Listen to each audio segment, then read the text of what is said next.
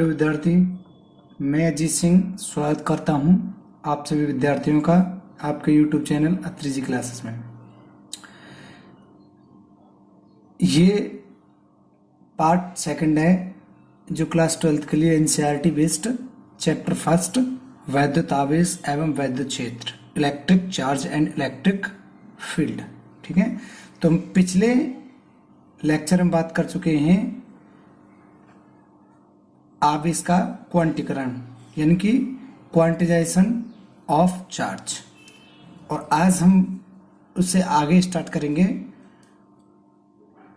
आवेश उत्पत्ति का इलेक्ट्रॉनिक सिद्धांत, यानी कि जो चार्ज है वो किस प्रकार उत्पन्न होता है, यानी कि electronic theory of origin of charge. तो देखते हैं कि चार्ज किस प्रकार उत्पन्न होता है इलेक्ट्रॉन के द्वारा, और जो उत्पन्न होता है जिस सिद्धांत से, उस सिद्धांत को हम क्या बोलते हैं, इलेक्ट्रॉनिक सिद्धांत। तो सबसे पहले देखते हैं कि देखो हर वस्तु, प्रत्येक जो पदार्थ है वो किससे मिलकर बना है, बहुत छोटे छोटे सूक्ष्म कणों से मिलकर बना है, जिन्हें हम क्या बोलते हैं, परमाणु। और परमाणु किससे मिलकर बना होता है, इलेक्ट्रॉन, प्रोटॉन और न्यूट्रॉन से। ठीक है, तो देखो जो परमाणु होता है, परमाणु में दो कण पाए जाते हैं। परमाणु में तीन होते हैं लेकिन मेनली क्या होते हैं, दो। जैसे इसमें कौन कौन से कण होते हैं, एक तो पॉजिटिव और एक नेगेटिव चार्ज पाया जाता है। ठीक है, जो क्या होते हैं अप्रोक्सीमेटली, लगभग क्या होते हैं, समान मास में, और एक क्या होता है, एक केंद्र में स्थित रहता है, दूसरा उसके चारों तरफ क्या करता है, राउंड करता है। ठीक है, तो परमाणु यानी कि एटम जो बना होता है वो प्रोटॉन और न्यूट्रॉन, यानी कि प्रोटॉन और न्यूट्रॉन कहाँ रहते हैं, किसी भी न्यूक्लियस, यानी कि इसको क्या बोलते हैं, न्यूक्लियस, नाभिक न्यूक्लियस। ठीक है, और इलेक्ट्रॉन क्या करते हैं, इसके चारों तरफ चक्कर लगाते हैं। तो प्रोटॉन पे क्या होता है, पॉजिटिव चार्ज, और इलेक्ट्रॉन पर होता है नेगेटिव चार्ज। इसी वजह से कोई भी वस्तु क्या है, अपनी स्थिर अवस्था में बनी रहती है। स्थिर अवस्था का मतलब है कि अपनी पोजीशन में जैसी है वो ऐसी बनी रहती है, उसका विस्फोट नहीं होता है। तो देखो नाभिक में क्या क्या पाए जाते हैं, प्रोटॉन पे पॉजिटिव चार्ज, और न्यूट्रॉन पे क्या होता है, इस पे कोई चार्ज नहीं होता है। ठीक है, न्यूट्रल होता है ये। और जो इलेक्ट्रॉन है वो क्या करते हैं, नाभिक का मतलब है जो न्यूक्लियस है उसके चारों तरफ क्या करते हैं, राउंड करते हैं। ठीक है, अपनी डिफरेंट सेल्स में, जिन्हें हम बोलते हैं कक्षाएं। देखो नाभिक के अंदर जो प्रोटॉन और न्यूट्रॉन, नाभिक के अंदर प्रोटॉन न्यूट्रॉन की नंबर्स पर ही कुल टोटल जो प्रोटॉन और न्यूट्रॉन के कुल जो टोटल नंबर हैं उन पर डिपेंड करता है किसी भी परमाणु का मास, मतलब द्रव्यमान, क्या मास क्या करता है, डिपेंड करता है। तो जितना चार्ज प्रोटॉन पे होता है उसके नाभिक में, उतना ही चार्ज क्या करता है, इलेक्ट्रॉन नेगेटिव चार्ज रख के क्या करता है, चारों तरफ राउंड करता है। ठीक है, जिसके कारण परमाणु क्या रहता है, पूर्ण रूप से उदासीन, का मतलब है पूर्ण रूप से न्यूट्रल रहता है, क्योंकि सेम चार्ज, क्योंकि इलेक्ट्रॉन पर कितना चार्ज होता है, इलेक्ट्रॉन पर चार्ज होता है 1.6 गुना 10⁻⁻⁹ माइनस चार्ज होता है, और प्रोटॉन पर होता है 1.6 गुना 10⁻⁻19 प्लस चार्ज, यानी कि उन दोनों का चार्ज क्या होता है, लगभग सेम होता है, मतलब बराबर होता है। इस वजह से क्या होता है, ये न्यूट्रल चार्ज। और इसी कारण तीसरा जो पार्टिकल है वो उत्पन्न होता है, कौन सा, हमारा न्यूट्रॉन। ठीक है, देखो जो एटम है, एटम के जो नाभिक है, इनकी एटम है, और एटम के जो नाभिक के मतलब जो न्यूक्लियस है, न्यूक्लियस के सबसे जो नजदीक, यानी कि पास में, नियर बाई जो क्लास होती है, कक्षा जो होती है, उसमें जो इलेक्ट्रॉन क्या करते हैं, राउंड करते हैं, परिभ्रमण करते हैं या घूमते हैं, तब इनका जो अट्रैक्शन फोर्स होता है, किसका, यानी कि प्रोटॉन और न्यूट्रॉन के जो अट्रैक्शन फोर्स होता है वो क्या होता है, बहुत अधिक होता है, यानी कि ये आपस में क्या बंधे रहते हैं, बहुत ही कस के बंधे रहते हैं। कस के बंधे का मतलब है इनको तोड़ना इतना आसान नहीं है जितना आसानी से जो बाहर की सेल है उनको तोड़ सके। तो इस प्रकार हम कह सकते हैं कि जिस प्रकार हम नाभिक से जैसे जैसे सेल दूर होती चली जाती है, जैसे इसे हम K, L, M, N से डिनोट करते हैं, ये की सेल, इसमें क्या होते हैं, 2 इलेक्ट्रॉन, इसमें क्या होते हैं 8, इसमें 18, इसमें 32, यानी कि ये होता है 2n² के नियम से। ठीक है, 2n² के नियम से ये केमिस्ट्री में आता है। तो इस सेल के अंदर जो फोर्स होगा, प्रोटॉन के, तो वो अधिक होगा। धीरे धीरे जैसे ही अगली सेल आएगी तो इसमें क्या है, इसकी अपेक्षा जो फोर्स है, अट्रैक्शन फोर्स है, वो क्या होता हो जाएगा, कम होता चला जाएगा। ठीक है, क्या होता चला जाएगा, बल कम होता चला जाएगा। ठीक है,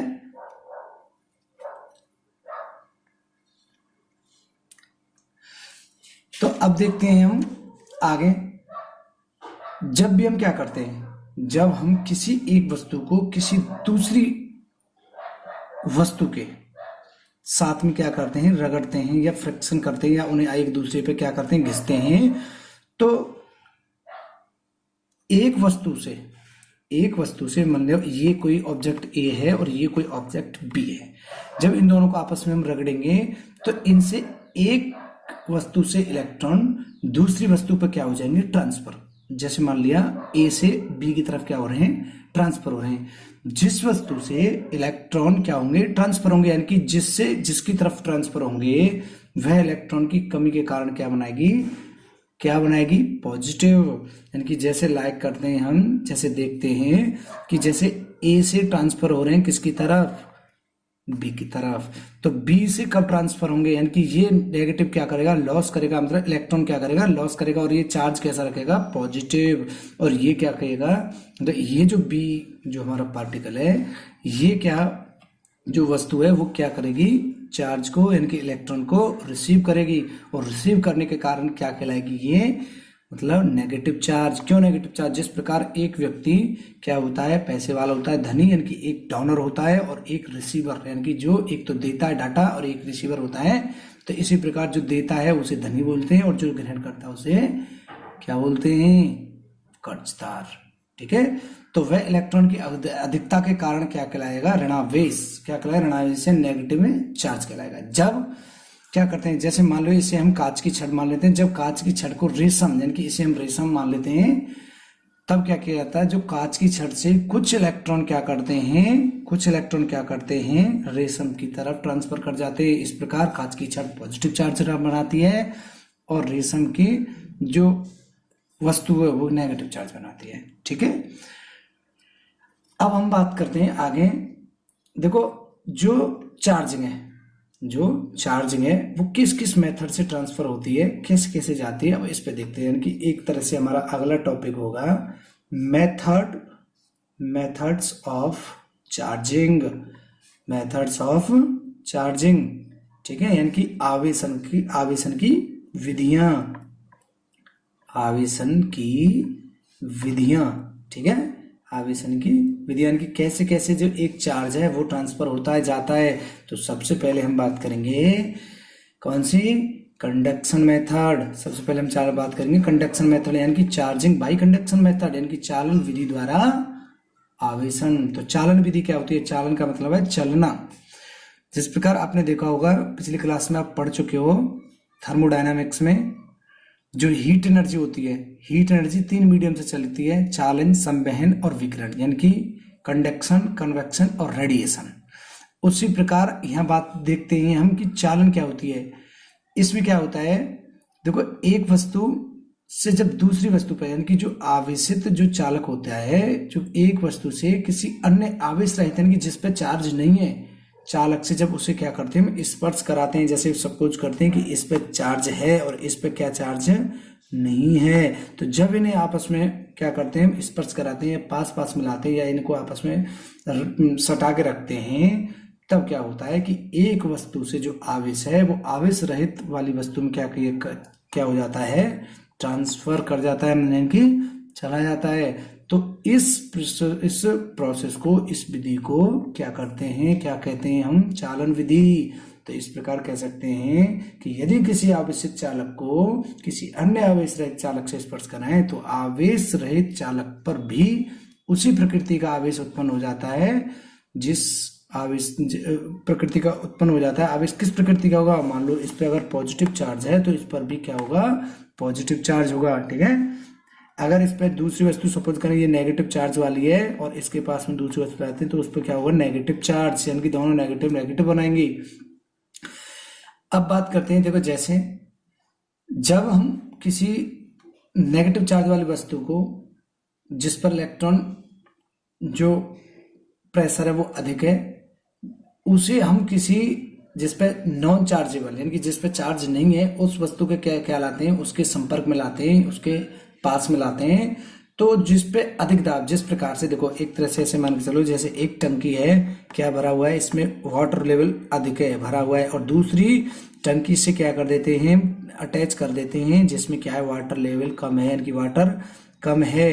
तो इसमें चार्ज कब तक जाएगा, इसमें चार्ज जब तक जाएगा जब तक दोनों में क्या ना हो जाए इक्वल इक्वल, दोनों में क्या ना हो जाए इक्वल इक्वल चार्ज। तो अब हम बात करेंगे कि चार्ज कब तक जाएगा, तब तक दोनों में चार्ज कैसा ना हो जाए इक्वल इक्वल। तो अब देखते हैं कि इसमें क्या होता है, आवेश से जो चालक स्थानांतरित होते रहते हैं जब तक कि दोनों चालकों में क्या ना हो जाए, इलेक्ट्रॉन जो प्रेशर है वो क्या ना हो जाए समान। यानी कि जैसे मान लिया इस पे इलेक्ट्रॉन कितने हैं कि इस पे 4 इलेक्ट्रॉन है, तो इसमें से 2 इलेक्ट्रॉन इधर तरफ हो जाएंगे, यानी कि 2 इलेक्ट्रॉन इधर और 2 इलेक्ट्रॉन इधर, क्योंकि तभी क्या हो जाएंगे ये इक्वल हो जाएंगे, और फिर चार्ज एक स्थान से दूसरे स्थान पर यानी कि एक वस्तु से दूसरी वस्तु में ट्रांसफर होना रुक जाएगा। ठीक है, तो इस प्रकार आवेश रहित वस्तु से कुछ इलेक्ट्रॉन आवेशित वस्तु की ओर तब तक स्थानांतरित होते रहते हैं जब तक कि दोनों इलेक्ट्रॉन क्या न हो जाए, समान हो जाए। अतः अब इलेक्ट्रॉन की कमी के कारण आवेश रहित चालक भी क्या हो जाता है, धनावेशित हो जाता है। ठीक है, अब दूसरी विधि पे बात करते हैं। सेकंड मेथड है हमारी प्रेरण विधि द्वारा आवेशन, यानी कि चार्जिंग बाई इंडक्शन मेथड, प्रेरण। तो इस विधि में क्या होता है, यदि इस प्रोसेस के अंदर क्या होता है, इस प्रोसेस का क्या बोलते हैं हम, प्रेरण विधि द्वारा आवेशन। ठीक है, यानी कि चार्जिंग बाई इंडक्शन मेथड। देखो इस मेथड में क्या होता है कि जब कोई विद्युत रोधी का मतलब है कि जिसमें क्या नहीं करता, चार्ज फ्लो नहीं करता है। रोधी का मतलब है कि उसमें से चार्ज फ्लो नहीं करेगा। स्टैंड मतलब कोई स्टैंड है, उस पर क्या है, पर 2 मेटल के क्या रखे हुए हैं, गोले, यानी कि मेटल के क्या है, ये कैसे मेटल के गोले हैं, यानी कि ये ए और ये बी, कोई 2 गोले क्या रखे हुए हैं आपस के संपर्क में। इन्हें क्या रख दें हम, अगर इन्हें क्या रख दें हम संपर्क में, पास में रख दें, तब क्या होगा, तो जो फर्स्ट वाला यानी कि ए के निकट क्या है, एक हम पॉजिटिव चार्ज, ए के निकट वाले हम एक पॉजिटिव चार्ज की क्या लाए, रॉड लेकर आए, पॉजिटिव चार्ज वाली क्या लेके आए, हम रॉड लेके आए जिस पे क्या है हमारा पॉजिटिव चार्ज है। तब जो गोले से मुक्त इलेक्ट्रॉनों की क्षण की ओर क्या हो जाते हैं, आकर्षित यानी कि क्षण, जैसे सपोज करें कि इस पे क्या है मुक्त इलेक्ट्रॉन है, तो ये क्या करेंगे, इसकी तरफ अट्रैक्ट करेंगे, इसकी तरफ क्या करेंगे, अट्रैक्ट करेंगे। ठीक है, आकर्षित हो जाते हैं। तो एक तरह से हम बोल सकते हैं कि ए के जो पास के, ए का जो पृष्ठ है, पृष्ठ का मतलब जो एरिया है उस पर कैसा चार्ज है, अब ऋणावेश यानी कि नेगेटिव चार्ज की अधिकता, तथा अगर हम बात करें दूसरे गोले बी की, तो बी का जो एरिया है, बी के जो पृष्ठ है उस पर कैसा आवेश होगा, वो अधिकतम आवेश कैसा पाया जाएगा, पॉजिटिव चार्ज। ठीक है, तो इस वजह से हम कह सकते हैं कि किसी आवेशित वस्तु को निकट रखने पर अनावेशित वस्तु के निकटतम पृष्ठ, किसी आवेशित वस्तु के पास में किसी अनावेशित वस्तु के पास में लाते हैं तो उसके पृष्ठ पर आवेश उत्पन्न होने की यह प्रक्रिया विपरीत आवेश, यानी कि इसके क्या होगी, विपरीत आवेश। इसमें क्या था, सेम आवेश, और इसमें क्या है, विपरीत चार्ज उत्पन्न होंगे। तो उस प्रक्रिया को हम क्या बोलेंगे, प्रेरण। उस प्रक्रिया को क्या बोलेंगे हम, प्रेरण। यानी कि अगर इन दोनों को हम पास में लेके आए तो एक पे पॉजिटिव चार्ज, यानी कि इस पे पॉजिटिव इस पे नेगेटिव, तो दूसरा क्या बन जाएगा, पॉजिटिव चार्ज, दूसरा क्या बन जाएगा, पॉजिटिव चार्ज। ठीक है, अब हम बात करते हैं कि जो सबस्टांस है, देखो ये जो सबस्टांस है, कौन सबस्टांस, ये गोले जो बने हुए हैं किसी न किसी पदार्थ के बने हुए हैं। तो अब हम देखेंगे कि जो पदार्थ हैं वो किस किस प्रकार के होते हैं, यानी कि किस में जो चार्ज है चलता है, किस में नहीं चलता है, किस में कितना चलता है। ठीक है, तो इनके बारे में बात करेंगे। तो अब हम देखेंगे कि ये जितने भी जिसमें भी करंट फ्लो करता है वो चार्ज कौन कौन से कहलाते हैं, किस में चार्ज अधिक चलता है, किस में कम चलता है। ठीक है, तो अब हमारा आगे टॉपिक होगा क्या, क्लासिफिकेशन ऑफ सबस्टेंस, ठीक है, सबस्टेंसेस, क्लासिफिकेशन ऑफ सबस्टेंसेस यानी कि पदार्थों का वर्गीकरण। तो हम पदार्थों को क्या करेंगे, बांटेंगे कि कौन कौन से पदार्थ क्या कहलाते हैं, पदार्थों का वो वर्गीकरण, ठीक है। अच्छा, अब देखेंगे पदार्थों के वर्गीकरण की, पदार्थ की कौन कौन से होते हैं और कितने प्रकार के होते हैं। तो देखो पदार्थों को, पदार्थ का मतलब है कि कोई भी सबस्टेंस, ठीक है, जो किससे बना हुआ है, मैटर से, द्रव्य से। तो उन्हें किस में मारते हैं, तो इन्हें हम मुख्यतः किस में मारते हैं, चार में। तो चार कौन से, एक तो होते हैं तुम्हारे कंडक्टर, दूसरे होते हैं इंसुलेटर, और तीसरे होते हैं डाइइलेक्ट्रिक, और चौथे होते हैं तुम्हारे सेमीकंडक्टर, ठीक है। तो एक एक करके इन पर बात करेंगे। सबसे पहला क्या है हमारा, चालक, जिसे बोलते हैं हम कंडक्टर, जैसे बोलते हैं हम कंडक्टर। जिस प्रकार एक कंडक्टर क्या करता है, जिसमें से इलेक्ट्रिसिटी फ्लो करती है, उसे हम क्या बोलते हैं, कंडक्टर, ठीक है। तो अगर हम इसकी एक परिभाषा या डेफिनेशन देखें तो ये क्या कहलाएंगे कि वे पदार्थ जिनमें मुक्त इलेक्ट्रॉन बहुत अधिक संख्या में पाए जाते हैं, जिनमें मुक्त इलेक्ट्रॉन बहुत अधिक अवस्था में पाए जाते हैं, अधिक संख्या में पाए जाते हैं, तथा जिनमें विद्युत धारा का प्रभाव, विद्युत धारा का मतलब इलेक्ट्रिक करंट आसानी से क्या कर जाता है, एक सिरे से दूसरे सिरे की तरफ क्या कर जाता है, फ्लो कर जाता है, चला जाता है, उसे क्या बोलते हैं हम, चालक, ठीक है।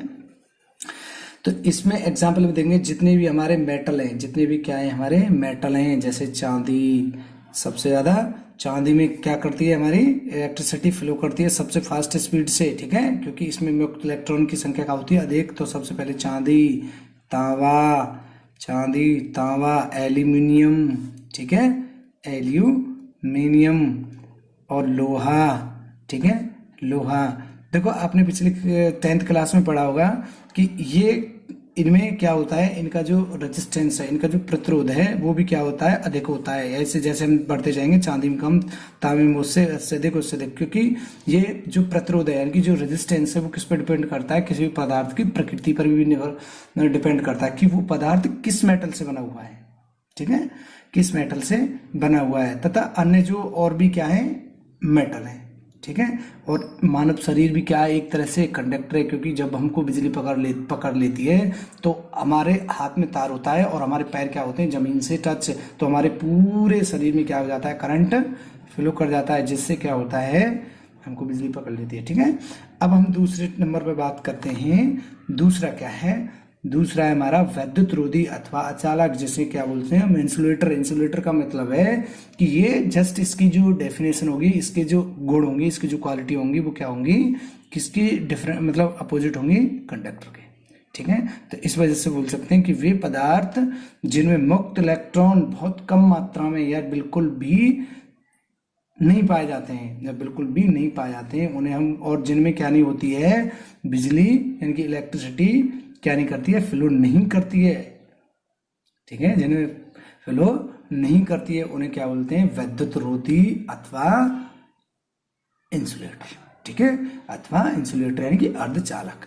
जैसे अर्धचालक कौन से हैं, एक चालक, इनकी से हम क्या बोलते हैं, अचालक, ठीक है। अचालक क्या होते हैं, इन्हें हम वैद्युत रोधी भी बोल देते हैं। रोधी का मतलब है रोकने वाले, विद्युत मतलब बिजली को रोकने वाले, ठीक है। तो इन्हें हम इंग्लिश में क्या बोलते हैं, इंसुलेटर, इंसुलेटर्स। तो ये इंसुलेटर कौन से होते हैं, इन एग्जाम्पल देखते हैं कुछ, जैसे चमड़ा, ठीक है, और उसके बाद में तुम्हारी गंधक,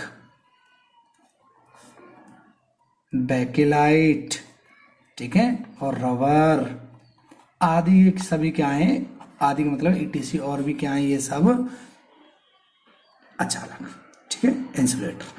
अब हम बात करते हैं, देखो चालक हो गया, अचालक हो गया, कुछ ऐसे भी होंगे जिनमें इलेक्ट्रिसिटी फ्लो तो करेगी, जिनमें इलेक्ट्रॉन होंगे लेकिन कम मात्रा में होंगे, ना तो बिल्कुल कम ना बिल्कुल ज्यादा, एक मीडियम मात्रा में क्या होंगे, इलेक्ट्रॉन होंगे, ठीक है। तो अब हम बात करते हैं नेक्स्ट।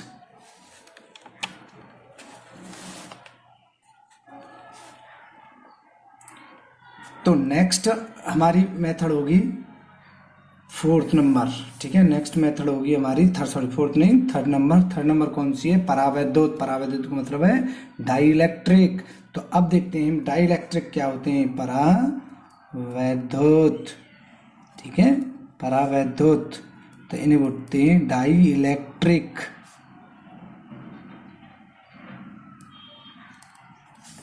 परावैद्युत, देखो परावैद्युत पदार्थ क्या होते हैं, परावैद्युत पदार्थ वे पदार्थ होते हैं जिनके जिनके एटम में सभी इलेक्ट्रॉन जो नाभिक है, जो न्यूक्लियस है, ठीक है ना, न्यूक्लियस के जो हाई फोर्स है, यानी कि हाई अट्रैक्शन फोर्स है, यानी कि प्रबल का मतलब है बहुत ही क्या है, वेरी अट्रैक्शन फोर्स, में बहुत ज्यादा बल के कारण क्या होते हैं, पूर्ण रूप से बंधे होते हैं, ठीक है, पूर्ण रूप से क्या होते हैं, बंधे होते हैं।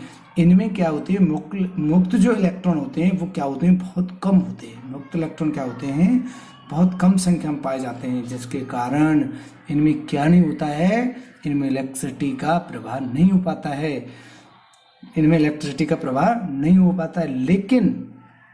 लेकिन जब इन पदार्थों को वैद्युत क्षेत्र में रखा जाता है, यानी कि किसी भी इलेक्ट्रिक फील्ड में क्या किया जाता है, इन्हें लाके रखा जाता है, तो इनके जो सरफेस एरिया है, इनका जो पृष्ठ क्षेत्रफल है, इनका जो पृष्ठ एरिया है, और इनका जो सतह है, उस सतह पर क्या हो जाते हैं, चार्ज उत्पन्न होता है, उनके चार्ज प्रेरित करता है, ठीक है।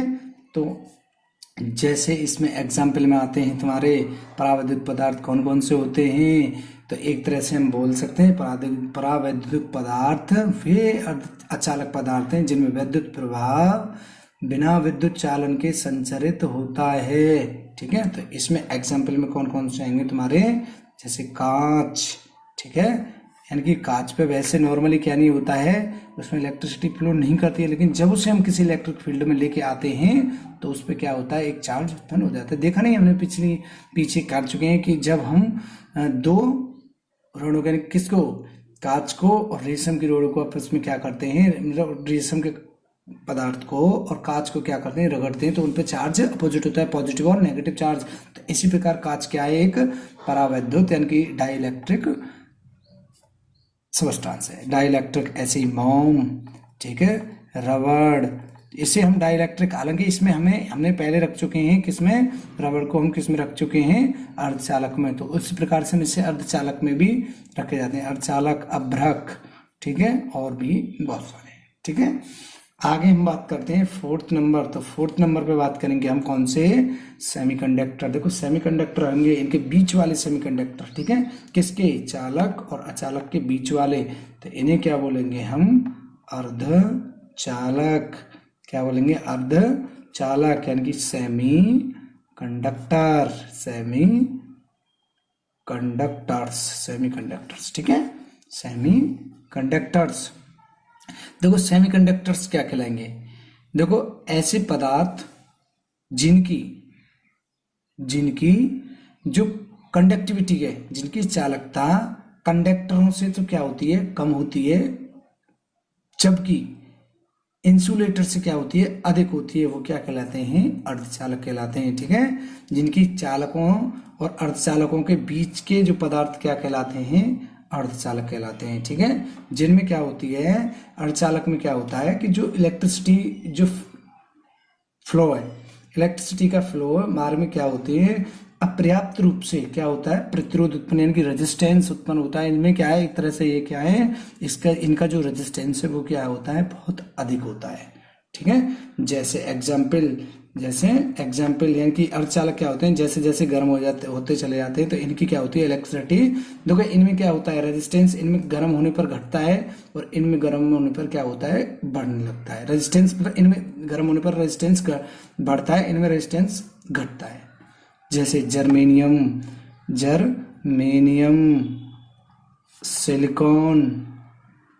सिलिकॉन और सेलेनियम। आपने देखा होगा कि कंप्यूटर, मोबाइल फोन, ये सभी किसके द्वारा बने होते हैं, ये अर्धचालकों से मिलकर बनाए जाते हैं। जैसे हम किसी टीवी फोन को स्टार्ट करते हैं तो वो क्या होता है, धीरे धीरे मतलब जैसे जैसे हम उसको गर्म करते जाते हैं, चलते जाते हैं, तो उसकी क्या होती है, रिजोल्यूशन, इनकी उसकी जो क्वालिटी है, यानी कि उसके चलने की जो प्रोसेस है वो क्या हो जाती है, अच्छी होती चली जाती है, ठीक है। तो हमने बात की चालक, अर्धचालक, अचालक और परावैद्युत, इन सभी पदार्थों पे बात किए। आगे हम बात करेंगे कूलाम्ब का नियम। ठीक है, तो आगे हम बात करते हैं कूलाम्ब का नियम यानी कि कूलॉम्ब्स लॉ। तो कूलॉम्ब्स लॉ क्या है? ठीक है, कूलॉम्ब्स लॉ क्या है? तो सबसे पहले हमारे जो साइंटिस्ट हैं उनका क्या नाम है? कूलाम्ब। और कूलाम्ब का कब नियम दिया था? यानी कि 1785 यानी कि 1785 ईस्वी में। और कूलाम्ब कहाँ के साइंटिस्ट थे? फ्रांसीसी। कहाँ के थे? फ्रांस। ठीक है, तो अब हमारा क्या होगा?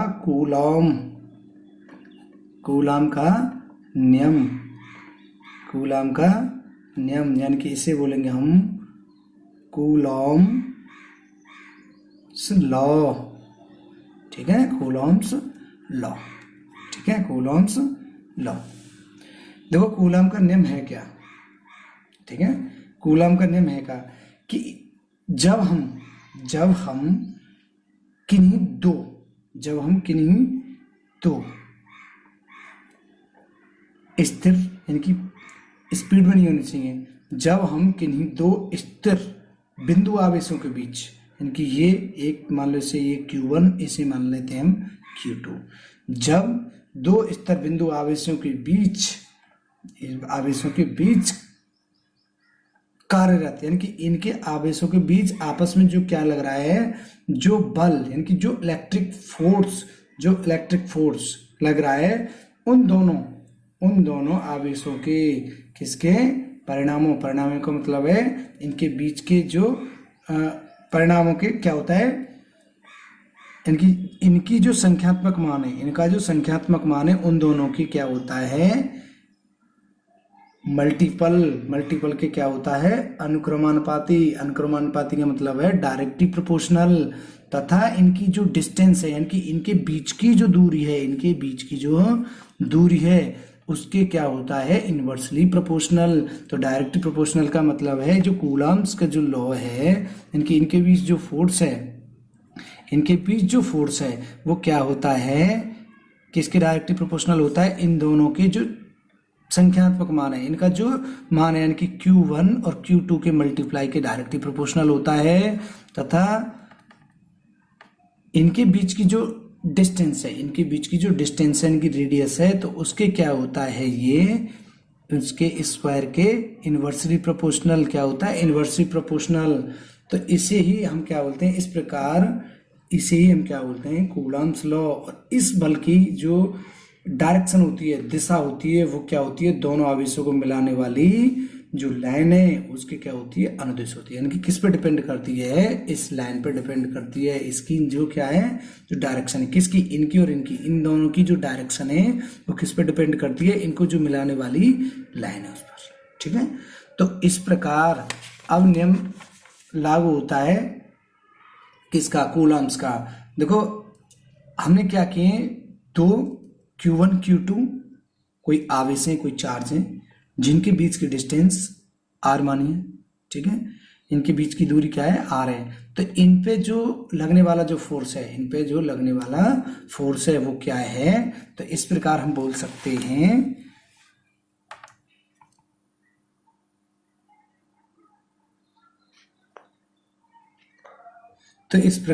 सकते हैं कि F directly proportional Q1 Q2, ये हम पीछे कर चुके हैं, Q1 Q2, और F ही किसके इनवर्सली प्रोपोर्शनल होता है? r² के। तो इस वजह से हम क्या कर सकते हैं? F होता है directly proportional Q1 Q2 upon r²। किसके होता है? Q1 Q2 upon r²। ठीक है, अब हम इस डायरेक्टली प्रोपोर्शनल को एक ऐसे सिंबल से प्रदर्शित करेंगे जिसे बोलते हैं हम कांस्टेंट, नियतांक, और उसकी एक अपनी क्या है? प्रॉपर वैल्यू है। तो इस प्रकार हमें इसमें बोल सकते हैं F = K Q1 Q2 upon r², Q1 Q2 upon r²। तो K क्या है यहाँ पे? K कोई क्या है?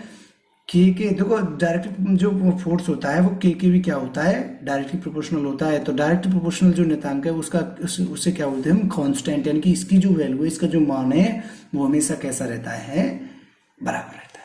यानी कि बराबर का मतलब है ये कभी चेंज नहीं होता है, इसकी एक फिक्स वैल्यू है जिसका मान दोनों आवेशों के बीच के मध्य तथा इनमें उपयुक्त जो मात्रक है, इसकी मात्रक और पद्धति पर क्या करता है, निर्भर करता है। किस पर निर्भर करता है इसका मान, इनकी जो मात्रक यानी कि इनकी जो यूनिट और इनके बीच की जो चार्ज है उन पर डिपेंड करता है। ठीक है, तो यदि कोई देखो, यदि आवेश किस में रखे हुए हैं, या तो हवा में रखे हों या क्या रखे हों, स्पेस में, यानी कि निर्वात का मतलब है स्पेस में रखे हों, स्थित हों, तब इनकी जो यूनिट है, तब जो इनकी यूनिट है कौन सी, ऐसा यूनिट हम 11वीं क्लास में पढ़ चुके हैं, ऐसा यूनिट। तो ऐसा ही सिस्टम के लिए प्रयोगों का जो इसका जो मान रखा गया है, किसका, के का, इसकी जो वैल्यू रखी गई है वो कितनी रखी है, तो के की जो वैल्यू है वो कितनी है, के इक्वल टू होता है 9 × 10⁻9 क्या होती है, न्यूटन, क्या होती है, न्यूटन मीटर स्क्वायर प्रति कूलम, क्या होती है, कूलम स्क्वायर। ठीक है, क्या होती है, कूलम स्क्वायर। देखो, और फोर्स की जो यूनिट है, फोर्स की जो यूनिट है वो क्या होती है, कूलम, फोर्स की जो यूनिट है वो क्या होती है, न्यूटन। ठीक है, तो इस प्रकार हम बोल सकते हैं कि F = 9 × 10⁻9 Q1 Q2 upon R² Newton. ठीक है, R² न्यूटन। अब देखो, यदि हमें इसकी क्या निकालनी है, यूनिट निकालनी, तो इसकी यूनिट को हम कैसे निकाल सकते हैं, अगर हमें इसकी यूनिट निकालनी है तो इसे हम क्या कर दें, इसका क्रॉस मल्टीप्लाई कर दें, इसकी हम क्रॉस मल्टीप्लाई इसकी इसमें मल्टीप्लाई करें, तो F क्या हो जाएगा, R², FR², और ये क्या हो जाएगा, इसकी ये डायरेक्ट डिवाइड में Q1 Q2 और इजिकल टू इधर साइड बनेगा कि अगर हमें इसकी की क्या निकालनी है, यूनिट निकालनी है, तो फोर्स की यूनिट क्या है, न्यूटन, क्या होगी, न्यूटन, और आर क्या होती है हमारी, डिस्टेंस, और डिस्टेंस को किस में मापते हैं, मीटर में। तो जब मीटर होता है, मीटर आर मीटर, तो R² तो मीटर स्क्वायर, और ये किस क्या है, किस है, इसके अपॉन में, तो अपॉन में चार्ज को किस में मापते हैं, पीछे देख सकें तो Q बराबर क्या होता है, NE, और Q का जो यूनिट है वो क्या है, कूलम, कूलम। ठीक है, और जब हमें कूलम क्या है, एक कूलम, यानी कि Q1 Q2 दो है, तो ये हो जाएगा तुम्हारा कूलम स्क्वायर, कूलम स्क्वायर। इस वजह से बोल सकते हैं इसे न्यूटन मीटर कूलम स्क्वायर। ये किसकी यूनिट है, के की। ठीक है, तो इसकी देखो, इसे हम एक तरह से सुविधा के लिए इस के को हम एक दूसरे सिंबल से भी क्या कर सकते हैं, प्रदर्शित कर सकते हैं, दूसरे किससे, सिंबल से प्रदर्शित कर सकते हैं, जिसे हम क्या बोलते हैं, यानी कि के को हम कैसे प्रदर्शित करते हैं, इसे 1/4πε0 भी बोल सकते हैं। इसकी भी वैल्यू कितनी है, 9 × 10⁻9। ठीक है, इसे किससे बोल सकते हैं हम, 1/4πε0 से। ठीक है, तो इस प्रकार हम क्या रख सकते हैं इसकी जगह पे, इस प्रकार हम इसकी जगह पे क्या रखते हैं कि यहाँ पे जो हमने के रखा है इसकी जगह पे रख सकते हैं F = 1/4πε0 मल्टीप्लाई, यानी कि Q1 Q2 अपॉन R²। तो ये क्या बन जाएगा, इसका कूलम्स लॉ, ये क्या बन जाएगा, ये एक फॉर्मूला बन जाता है।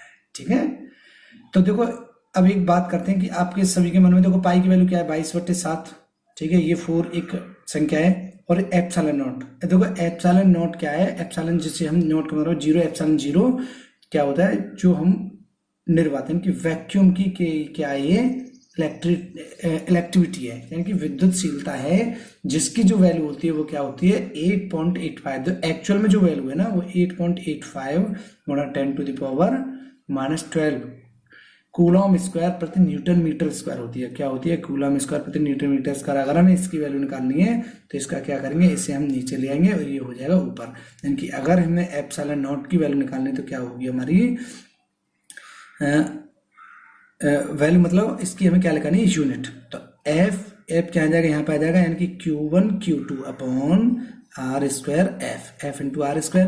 तो इसमें क्या आ जाएगा, इसकी दोनों की हो जाएगी कूलम, इन दोनों क्या हो जाएगी कूलम स्क्वायर, और इसकी क्या हो जाएगी अपॉन में न्यूटन न्यूटन और इसकी क्या हो जाएगी मीटर स्क्वायर। ठीक है, तो ये इसकी क्या बन जाएगी यूनिट किसकी एप्सिलॉन नॉट की एप्सिलॉन 0 की। तो इसकी जो वैल्यू है एक्चुअल में इसकी जो वैल्यू है कितनी 8.855 गुणा 10 to the power minus 12 metre. ठीक है,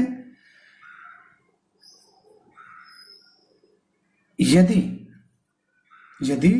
जो चार्ज हैं यदि उन चार्जों के बीच में क्या करें हम एयर या फिर वैक्यूम के अतिरिक्त, अब तक हमने इस पे बात की है, यदि या तो एयर में हो या फिर किस में हो तुम्हारे वैक्यूम में, यदि इनके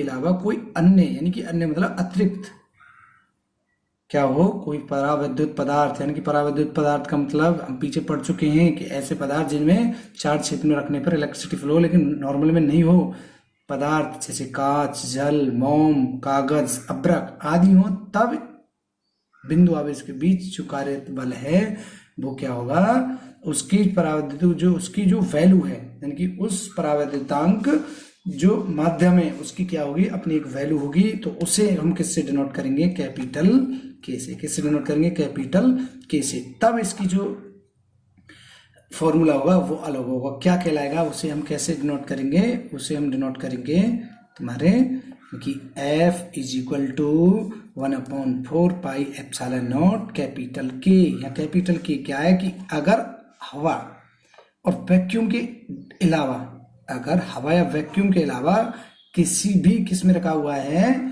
किसी भी परावैद्युतांक यानी कि डाइलेक्ट्रिक कोई कांस्टेंट रखा हुआ है, तब उसकी जो वैल्यू होगी क्या कहलाएगी 1, और इसके की वैल्यू क्या होती है 1 रखते हैं। ठीक है, इसका मान क्या है 1 से अधिक या जो मेटल होती हैं उनके लिए क्या होता है इन्फिनिटी भी मतलब अनंत भी होता है। तो अतः इस वजह से हम क्या कर सकते हैं कि आवेश के बीच के जो माध्यम यानी कि वायु निर्वात के स्थान पर हम क्या कर दें कोई भी जो डाइलेक्ट्रिक कांस्टेंट यानी परावैद्युतांक वाला अगर कोई मीडियम है तब उनके बीच जो कार्यरत बल है वो क्या होगा 1/k टाइम, यानी कि के टाइम मतलब क्या होगा 1 होगा एक तरह से। ठीक है, तो अब हम अगले लेक्चर में इससे आगे बात करेंगे। तो आगे हमारा टॉपिक होगा अगला क्या होगा कूलॉम के नियम का सदिश रूप होंगे। आप पीछे क्लास में पढ़ चुके हैं, जब हम क्या पढ़े थे कि जब हमने मेजरमेंट और मापन यानी मेजरमेंट और यूनिट पढ़ी थी, उसमें हमने यूनिट में क्या होती है दो तरह की और होती है, एक तो होती है वेक्टर क्वांटिटी, एक स्केलर क्वांटिटी। ठीक है, तो वेक्टर और स्केलर पीछे पढ़ चुके हैं। तो अब हम क्या करेंगे vector form of Coulomb's law. तो अब हम इसके वेक्टर अब कूलॉम्स के जो लॉ है इनमें वेक्टर क्वांटिटी कैसे काम करती है, किस प्रकार से इसको यूज करते हैं और किस प्रकार से इनको एक दूसरे को रखते हैं और क्या होती है सदिश और क्या आदिश, एक बार में हम इसमें चर्चा करेंगे। तो आई होप मुझे लगता है कि आप सभी लोगों के अच्छे से समझ में आया होगा। तो मेहनत करते रहिए और मिलते हैं अगले क्लास में। जय हिंद, जय भारत।